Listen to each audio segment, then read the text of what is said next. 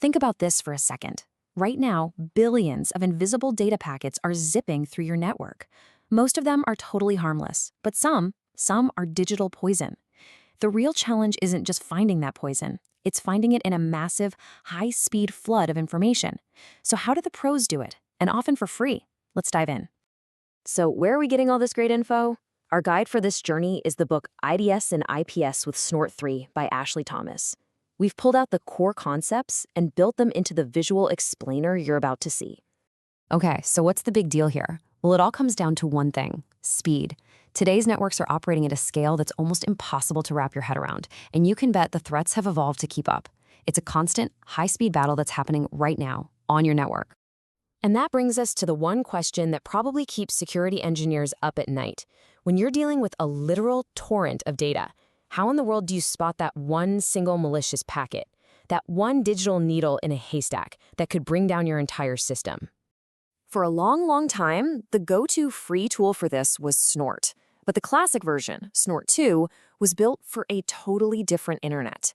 It was monolithic and single-threaded, meaning it could only look at one packet at a time, a huge bottleneck. And check out its approach, just in case. That meant it had to load every possible tool for every single packet, whether it needed them or not. It was just wasting so much time and memory. Clearly, the digital world needed a new hero. And that's when we got the revolution, Snort 3. It was completely rebuilt from the ground up with two game-changing ideas at its very core: performance and modularity. First, massive performance gains through multi-threading, which is just a fancy way of saying it can inspect tons of packets all at once. And second, this brilliant idea of a pluggable modular architecture. Think of it like a box of Legos. Instead of one giant, clunky piece of software, you can just snap in the specific pieces you need for the job. It's so much faster and way more efficient. Okay, let me put it this way. Snort 2, that was like having one single security guard trying to check every single person coming into a massive stadium. It's just not going to work. But Snort 3, well, that's a whole team of guards. Each Snort thread you see here is handling a different line of traffic. But, and this is the kicker, they all share the same playbook from that central config memory. No duplicating rules, no wasted effort, just pure, synchronized, parallel speed. All right, so we've got this awesome team. But how do they actually do the inspection? Well, you can think of it like a super efficient assembly line, but for data packets, where every station has one very specific job to do. First up on the line is something called the DAC, which stands for Data Acquisition Module. Its only job is to literally grab the raw data packets as they fly by on the network. It's basically the receiving dock for our entire operation. Okay, once the DAQ grabs a packet, it heads over to the codecs. Now, a raw packet is just a jumble of ones and zeros, total gibberish. The codecs are the translators. They look at that data and figure out, hey, what kind of packet is this? Is it an Ethernet packet, an IP packet, maybe TCP? They bring order to the chaos. So now that we know what we're looking at, it's time to send it to the brains of the whole operation, the inspectors. If you use the old Snort, you might remember these as preprocessors, but now they're these super powerful pluggable modules built for very specific jobs. You know, like sniffing out web attacks in HTTP traffic or checking if an IP address has a bad reputation. And look, this flowchart really pulls it all together. It's a beautiful, logical process. Decode figures out what it is. Stream reassembles the conversation.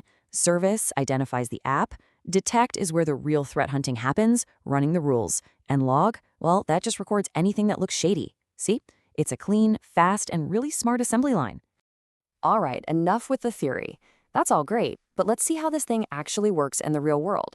We're going to look at one of the most powerful inspectors in Snort 3's toolkit, the IP Reputation Inspector. This thing is all about stopping the bad guys before they even get a chance to cause trouble.